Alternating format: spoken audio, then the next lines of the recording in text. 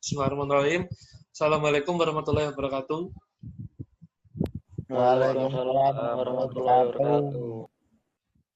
Baik, hari ini kita akan langsung memasuki materi hidrosfer. Sebelum pelajaran dimulai, alangkah baiknya kita berdoa terlebih dahulu. Berdoa mulai. Berdoa selesai. Sekarang saya absen dulu ya. Terlihat di Zoom ini ada Krisna, Fajar, Sebastian, Prasasti, Anggoro, sama Nanda Fadil. Ya, benar. Benar, Pak. Pak, Mungkin, saya kok nggak disebut, Pak? Sudah saya sebut, Rofian. Sudah. Mungkin nanti ya kalau ada yang baru masuk, tolong untuk absen di grup WA saja ya. Baik, langsung saja ke materi kali ini, yaitu hidrosfer. Sebelumnya, apakah ada yang tahu apa itu hidrosfer? Mungkin Fajar bisa menjawab. Apa, Pak? Gambaran umum tentang hidrosfer itu. Gimana? Kalau menurut saya, Pak, ya, hidrosfer itu kan, kalau secara kata-kata yang umum, hidro itu kan air ya. Sfernya saya tidak tahu, mungkin lapisan. Kalau saya sering dengar tentang atmosfer, biosfer, dan lain-lain, mungkin itu lapisan. Kalau yang hidros itu air, Pak. Kalau kita konteksnya bahas tentang yang ada di bumi, maka hidrosfer itu mungkin ada kumpulan air-air yang ada di bumi. Tepatnya mungkin ada korelasi antara laut, danau, penguapan, dan juga lain-lain seperti itu, Pak. Oh ya, baik. Ya, jawaban dari kamu Fajar memang cukup tepat. Secara singkatnya, saya jelaskan ya. Secara singkatnya, hidrosfer adalah lapisan air yang melapisi permukaan bumi. Lapisan air ini tidak semuanya berbentuk padat, ada yang berbentuk es maupun gas. Yang contohnya yang berbentuk es seperti gletser atau seperti salju di kutub atau di puncak gunung. Berbentuk gas bisa kita lihat ya, awan di udara dan ya seperti itu dan lain-lain. Mungkin agar lebih jelasnya akan saya perlihatkan PPT yang saya buat. Bentar ya.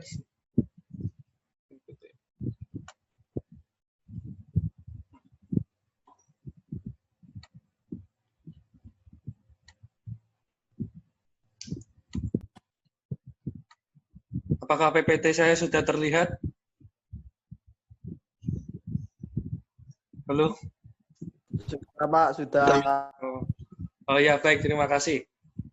Tadi kan sudah saya jelaskan, kalau hidrosfer itu lapisan air yang melapisi permukaan bumi. Kali ini saya akan perlihatkan video dari Zenius agar kalian lebih jelas tentang hidrologi. Sebanyak 97,5% air. Apakah sudah terdengar suaranya, video? Iya, Pak, aman. Saya terdengar. Ya. Sebanyak 97,5% air yang ada di bumi merupakan air asin. Bukan air tawar yang sesuai dengan kebutuhan sehari-hari manusia. Dari 2,5% air tawar yang ada, sebagian besarnya tidak dapat digunakan karena berada di tempat yang jauh tidak terjangkau.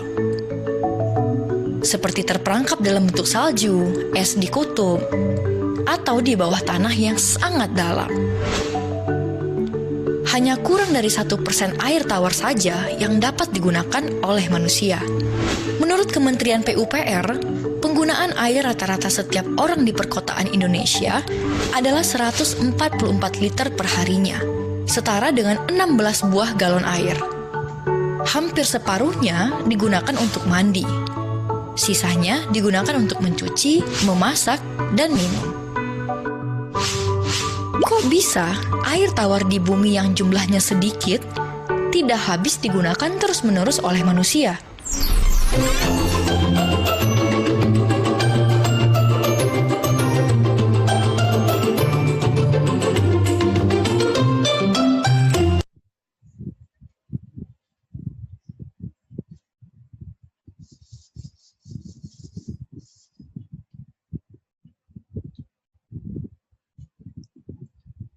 Bentar, ada kesalahan.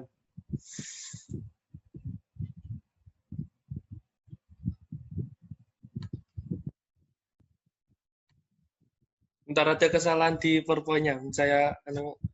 Saya kasih lihat videonya dahulu lagi.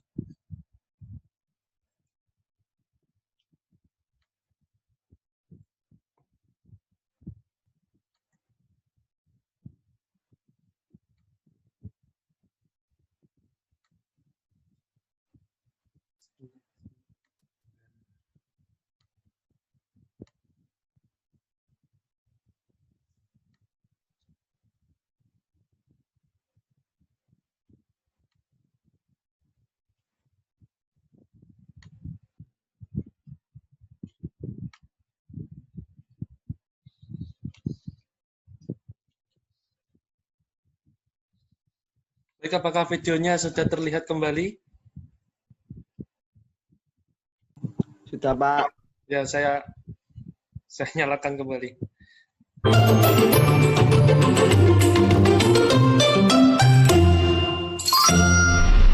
Air merupakan komponen penting dalam kehidupan. Sebagian besar tubuh makhluk hidup terdiri dari air. Contohnya tubuh manusia yang 70%-nya merupakan air. Oleh karena itu, kita sering sekali meminum air. Selain itu, air juga digunakan untuk membersihkan tubuh, mencuci pakaian, dan memasak. Air tidak selalu berbentuk cairan. Ketika didinginkan, air akan berubah bentuk menjadi es yang padat. Apabila air dipanaskan, maka akan menjadi uap air yang tidak terlihat oleh mata. Begitu pula di alam. Air dapat berbentuk cairan seperti yang terdapat di bawah tanah dan mengalir di sungai. Atau berbentuk padat seperti yang terdapat pada salju dan es di kutub. Ataupun berbentuk uap air saat terkena sinar matahari yang panas. Seluruh proses perubahan bentuk air yang terjadi secara alami di lingkungan termasuk ke dalam siklus air. Air di lautan akan menguap ke udara akibat panasnya matahari, kita sebut sebagai evaporasi. Uap air tersebut kemudian akan membentuk awan di udara.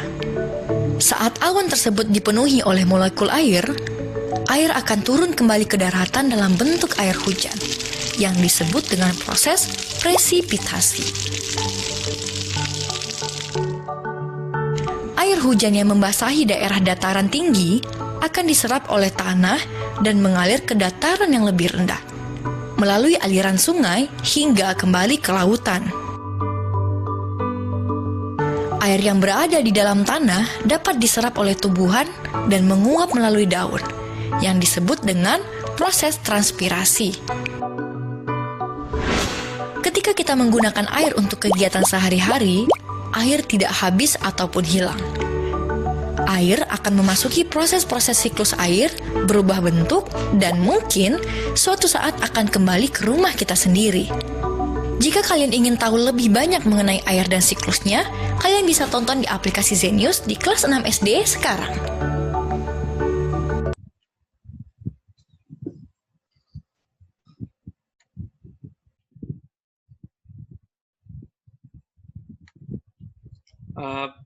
Baik, untuk videonya sudah selesai. Apakah ada yang ditanyakan tentang video tadi?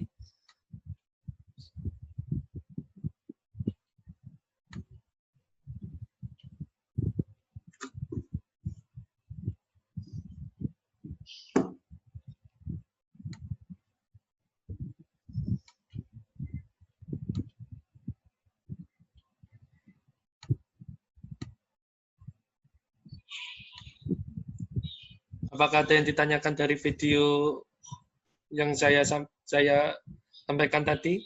Mungkin?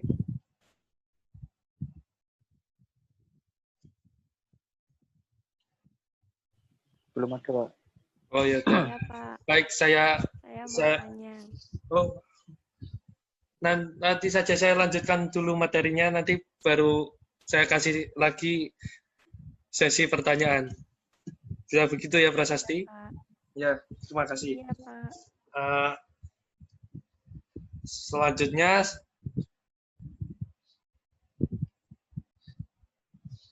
akan saya share lagi PowerPoint-nya. Baik, selanjutnya kita ke materi tentang klasifikasi perairan laut. Yang pertama yaitu berdasarkan kedalamannya.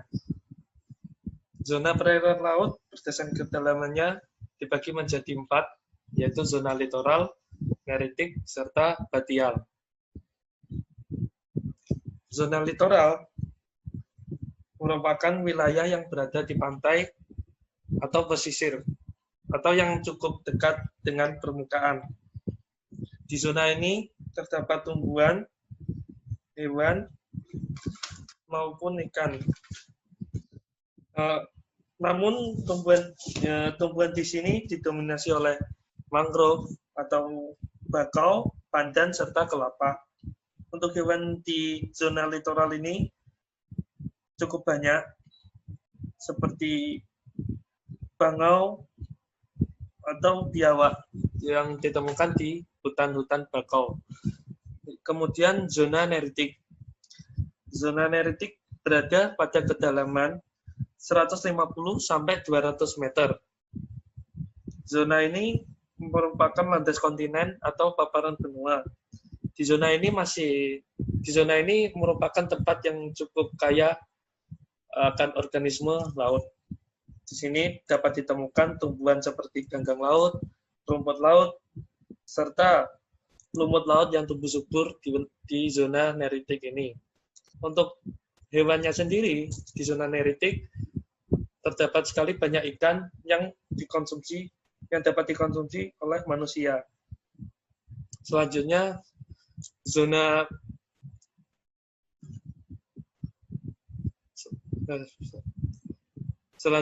batial. Zona batial ini berada pada kedalaman 150 sampai 1.800 meter. Wilayah dasarnya berupa lereng yang menjorok ke dalam lautan dalam sekitar 25 derajat. Di wilayah ini makanya terkadang disebut wilayah lereng kontinen atau lereng benua. Pada zona batial ini tidak tertembus oleh sinar matahari sehingga cukup jarang ditemukan organisme di zona batial ini.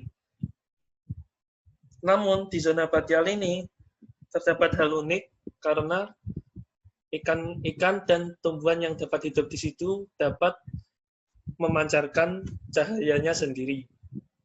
Dan terakhir, zona abisal. Zona abisal ini merupakan zona laut yang sangat dalam. Zona abisal ini berada pada kedalaman lebih dari 1.800 meter. Zona ini sama sekali tidak mendapatkan sinar matahari dan sangat gelap gulita. Di zona ini perbedaan temperaturnya sangat tajam daripada zona yang di atasnya dan sangat dingin. Suhunya tak lebih dari 4 derajat Celcius.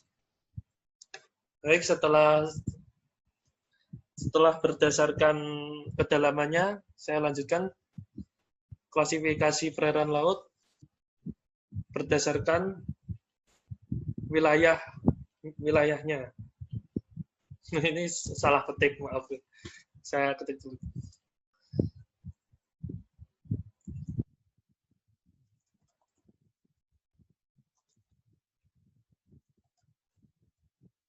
Baik, saya jelaskan. Berdasarkan wilayah kekuasaan, di zona perairan laut ini dibagi menjadi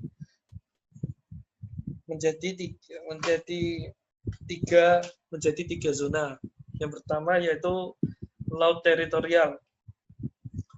Laut teritorial sendiri merupakan zona laut yang berada pada jarak 12 mil laut yang ditarik dari garis pantai terluar dari wilayah negara tersebut. Di zona teritorial ini negara dapat bebas untuk mengeksplorasi kekayaan yang ada di dalamnya. Zona laut teritorial ini juga menghubungkan pulau-pulau yang berada di satu negara. Contohnya seperti Laut Jawa, Selat Karimata, dan Selat Makassar. Selanjutnya, zona ekonomi eksklusif. Zona ekonomi eksklusif merupakan zona laut yang berada 200 mil ditarik dari garis wilayah terluar dari negara tersebut. Zona ekonomi eksklusif ini juga negara yang bersangkutan di zona eksklusif ini juga memiliki hak untuk bebas untuk mengeksplorasi kekayaan yang ada di dalamnya. Namun jika di antara kedua negara tersebut zona ekonomi eksklusifnya kurang dari 200 mil, maka zona ekonomi eksklusifnya akan berhimpitan dan tidak berjarak sampai 200 mil. Baik, saya lanjutkan. Selanjutnya yaitu zona laut bebas. Zona laut bebas sendiri ini merupakan zona di luar zona ekonomi eksklusif. Laut bebas ini merupakan laut yang bebas dari pengaruh dari negara-negara. Jadi di laut bebas ini untuk pelayarannya kapal-kapal dapat bebas lalu lalang di laut bebas ini. Baik, selanjutnya kita ke materi tentang kekayaan biota laut. Di sini dapat kita lihat merupakan persebaran kekayaan perikanan di Laut Indonesia. Untuk gambar ikan yang merah di sini merupakan ikan madinang. Yang biru muda ini merupakan tuna mata besar.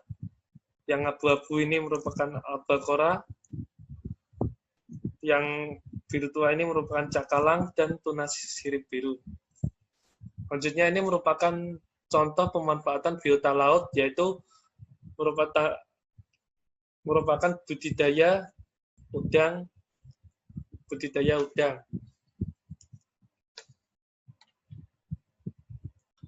Sebenarnya ini merupakan contoh dari pencemaran air laut. Seperti kita lihat sendiri, terumbu karang yang dipenuhi oleh sampah plastik dan sampah-sampah lainnya ini, dan tumpahan minyak dari sebuah kapal.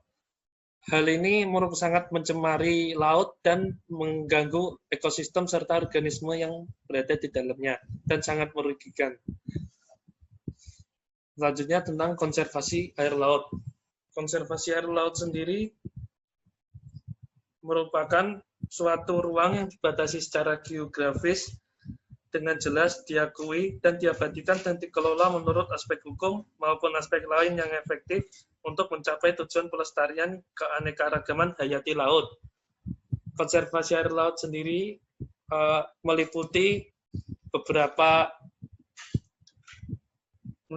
aspek yang terdapat di PPT yang saya sampaikan kali ini, seperti perikanan, pariwisata, perlindungan plasma nutfah, pendidikan dan penelitian, pembangunan masyarakat, membuka aksesibilitas untuk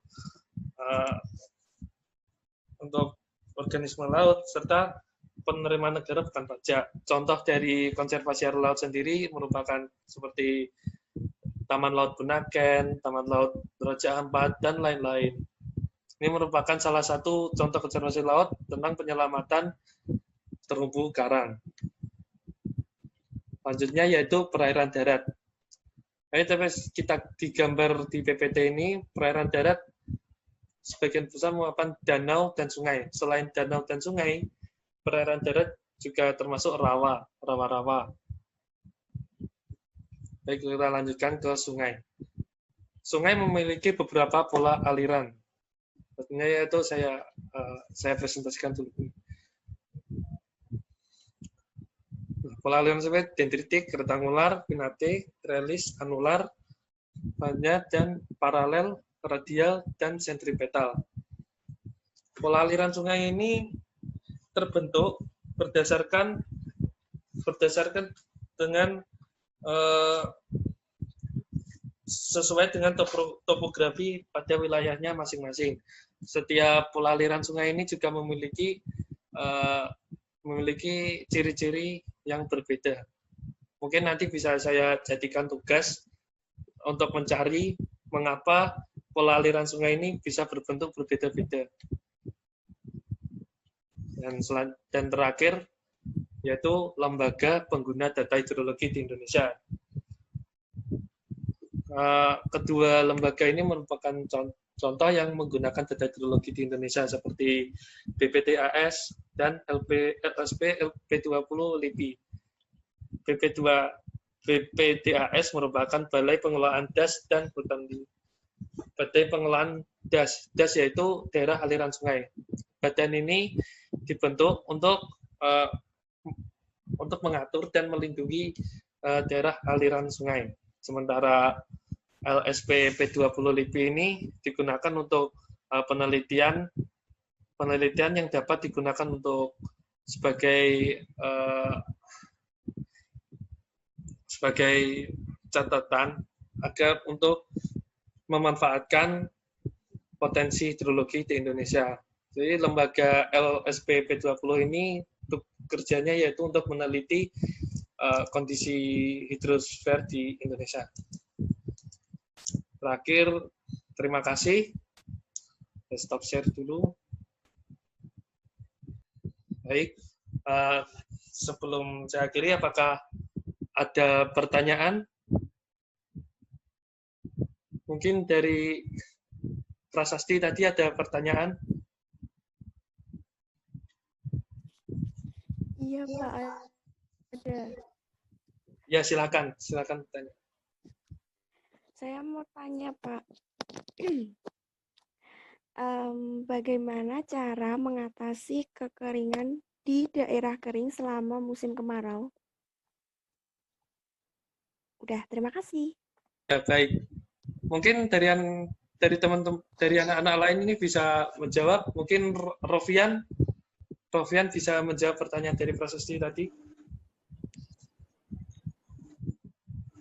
Oke, Pak. Saya insya Allah bisa menjawab sedikit. Ya, silakan Rofian. Tadi pertanyaannya apa, Pak? Boleh diulang, Pak, pertanyaannya? Ya, saya ulang ya pertanyaan. Mungkin dari Prasasti bisa diulang pertanyaannya tadi. Iya, benar. Bagaimana cara mengatasi kekeringan di daerah kering selama musim kemarau? Oke. Caranya menurut saya dengan cara membangun tada hujan atau bendungan atau waduk atau yang lebih kecil untuk menampung air hujan, Pak. Agar ketika musim hujan itu mengisi tada hujan dan ketika musim kering itu masih menyimpan air walaupun di musim kering. Itu, Pak, mungkin yang bisa saya sampaikan atau pendapat saya. Oh ya, bagus Rofian untuk jawabannya. Jadi untuk mengatasi kekeringan pada musim kemarau di tempat yang kering, kita bisa membangun bendungan, waduk, atau untuk yang lebih kecil yaitu embung. Di daerah Tuban itu setiap desa terdapat embung untuk menyimpan cadangan air hujan yang ketika musim kemarau dapat dialirkan ke sawah-sawah. Itu di daerah Tuban. Di daerah Jawa Timuran itu namanya embung. Namun kalau di daerah Jawa Barat itu namanya situ.